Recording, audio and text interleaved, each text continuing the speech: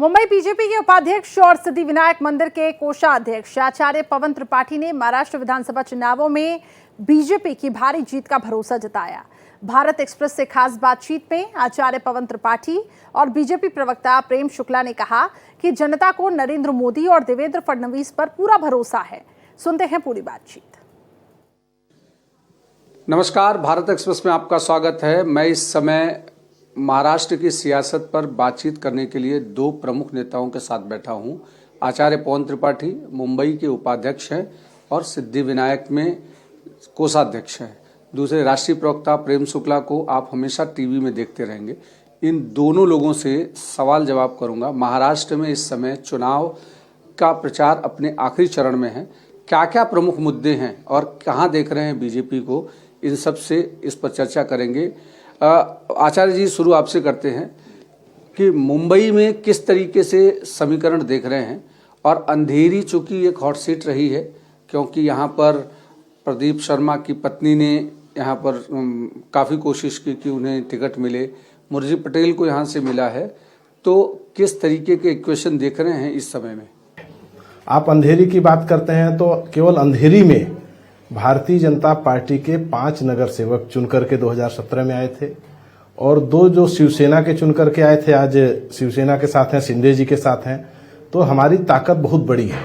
और जो हमारे उम्मीदवार हैं मुर्जी पटेल 2019 में इंडिपेंडेंट चुनाव लड़े थे, 45,000 से ज्यादा मत पाए थे। तो आज अंधेरी की जनता पूरी तरीके से महायुति के साथ है और मुर्जी पटेल के साथ है। और यहाँ पर महाराष्ट्र में श्री देवेंद्र फडणवीस जी के नेतृत्व में सरकार बनने जा रही है। प्रेम भाई, आपसे सवाल करेंगे। आज बीजेपी का संकल्प रिलीज हुआ, उसमें एक जो शब्द रहा कि धर्मांतरण को लेकर के कानून बनाने पर महाराष्ट्र में पिछले 2.5-3 सालों में बहुत सारे मोर्चे निकले। अब आपको लगता है कि उस मोर्चों का जो कंक्लूजन है वो आ गया है, क्योंकि लैंड जिहाद, लव जिहाद, अब वोट जिहाद तक की बात आ गई है। ये सारी चीजें क्या पार्टी के जरिए किया जाना चाहिए? देखिए, आदरणीय नरेंद्र मोदी जी के भारत के प्रधानमंत्री बनने के बाद और आदरणीय देवेंद्र फडणवीस जी के महाराष्ट्र के मुख्यमंत्री बनने के बाद मुंबई में जो है जो खूनी जिहाद था वो तो पूरी तरह से बंद हो गया। नहीं तो मुंबई में कभी जो है ट्रेन में बम फटता था, कभी ताज पे हमला हो जाता था, कभी छत्रपति शिवाजी टर्मिनस को निशाना बना लिया जाता था। आज किसी की हिम्मत नहीं है कि यहाँ पर बम कांड करे, क्योंकि जानता है कि अभी तक तो सिर्फ जो है एयर स्ट्राइक हुई है। अब अगर हरकतें की गई तो रावलपिंडी में घुसकर मारेंगे, ये जानते हैं लोग। लेकिन जो लोग यहाँ पर लैंड जिहाद और लव जिहाद और जिहाद कर रहे हैं, उनको भी समझना चाहिए कि संविधान के दायरे में रहकर ऐसे जिहादियों को निपटाना भारतीय लोकतंत्र के लिए आवश्यक है। विविध राज्यों में जहां भारतीय जनता पार्टी का शासन है, वहां धर्मांतरण के विरोध में कानून बने हैं। उत्तर प्रदेश में लव जिहाद के विरोध में भी कानून बना है।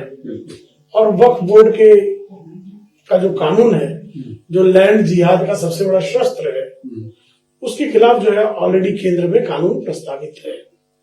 तो ऐसे में भारतीय जनता पार्टी का संकल्प है, यहाँ सबका साथ, सबका विकास, सबका विश्वास, सबका प्रयास होगा। अगर कोई सबका विनाश करने की सोचेगा तो उसका विध्वंस करना, यह इस राष्ट्र का धर्म बनेगा और उस धर्म के निर्वाह से भारतीय जनता पार्टी रंच मात्र भी पीछे नहीं हटेगी।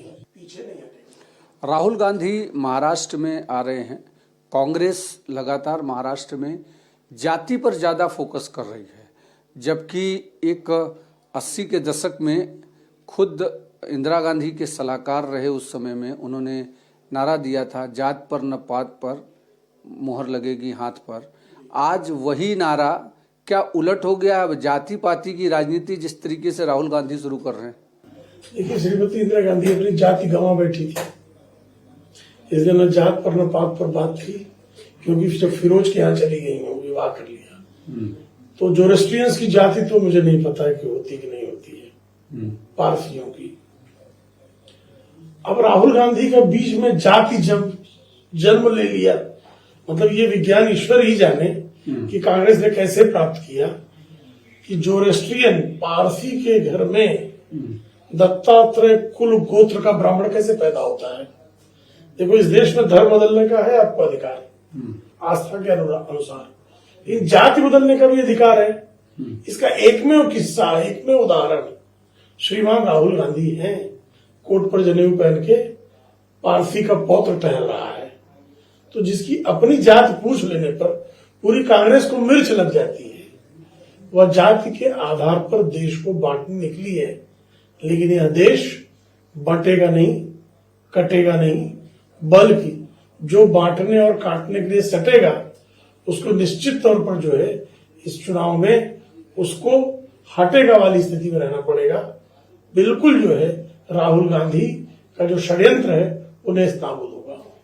अब पवन जी, आपसे सवाल है कि मुंबई और महाराष्ट्र में जिस तरीके से कैंपेन कांग्रेस कर रही है कि महिला सुरक्षा सही तरीके से नहीं चल रही है, हम 1500 रुपये महिलाओं को दे रहे हैं लेकिन महिलाओं को सुरक्षित नहीं रख पा रहे हैं, बदलापुर की घटना को बारंबार मंचों से उठाया जा रहा है, दूसरी तमाम सारी घटनाओं को उठाया जा रहा है, क्या लगता है कि कानून व्यवस्था पर कहीं ना कहीं बीजेपी बैकफुट पर है?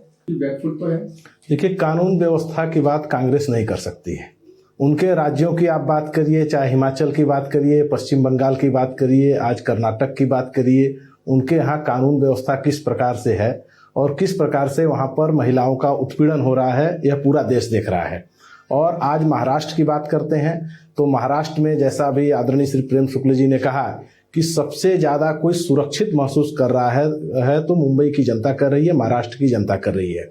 और चुनाव में भी जो हम लोगों को रिस्पांस मिल रहा है, जब हम लोग मुंबई की सुरक्षा की जब बात करते हैं कि 2014 के बाद इस मुंबई शहर में एक भी बम ब्लास्ट नहीं हुआ, तो लोगों में इसका रिस्पांस मिलता है कि भाई जो है लोगों की जानें नहीं जा रही हैं, निर्दोष लोगों की जानें नहीं जा रही हैं, मुंबई सुरक्षित है, महाराष्ट्र सुरक्षित है। इसलिए सुरक्षा की बात तो कांग्रेस न करे ही तो बेहतर है, क्योंकि लोगों को महायुति पर आदरणीय श्री प्रधानमंत्री नरेंद्र मोदी जी और यहाँ पर श्री देवेंद्र फडणवीस जी के नेतृत्व पर पूरा विश्वास है और वह विश्वास कायम रहेगा। पवन जी, आपसे आखिरी सवाल कि मुंबई का उत्तर भारतीय इस समय कहाँ देख रहा है अपने आप को, क्योंकि लगातार उत्तर भारतीयों को लगता है कि प्रतिनिधित्व तो नहीं मिल रहा है, बीजेपी नहीं मिल रहा है, कांग्रेस में नहीं मिल रहा है, कई जगहों पर प्रतिनिधित्व तो नहीं मिल रहा है और उसके कारण ठगा सा महसूस कर रहा है। आज की परिस्थिति में कहाँ देख रहे उत्तर भारतीयों को? देखिए, उत्तर प्रदेश से लेकर के मुंबई में रहने वाला, महाराष्ट्र में रहने वाला प्रत्येक उत्तर भारतीय भारतीय जनता पार्टी के साथ है, राष्ट्रवाद के साथ है, सनातन के साथ है, हिंदुत्व के साथ है। और रही बात प्रतिनिधित्व मिलने की, तो भारतीय जनता पार्टी ने सर्वाधिक प्रतिनिधित्व देने का कार्य किया है। 2014 का विधानसभा चुनाव देखिए, 2014 के विधानसभा चुनाव में 5 विधानसभा सीट पर भारतीय जनता पार्टी ने उत्तर भारतीयों को अपना उम्मीदवार बनाया था और देवेंद्र जी की सरकार बनी तो उसमें उत्तर भारतीय एक विद्या ठाकुर जी को मंत्री भी बनाने का कार्य किया था। अभी आज की परिस्थिति देखिए तो मुंबई में सहित MMR रीजन में 5 उत्तर भारतीयों को भारतीय जनता पार्टी ने टिकट दिया है। तो निश्चित रूप से वह कहीं कोई ठगा महसूस नहीं कर रहा है, पूरी तरीके से उत्तर भारतीय भारतीय जनता पार्टी के साथ है, महायुति के साथ है। बिल्कुल, तमाम सारे मुद्दों पर आज हमने प्रेम शुक्ला और पवन त्रिपाठी से बातचीत की। अगली शख्सियत के साथ फिर एक बार आपके साथ मिलेंगे, तब तक आप देखते रहिए भारत एक्सप्रेस।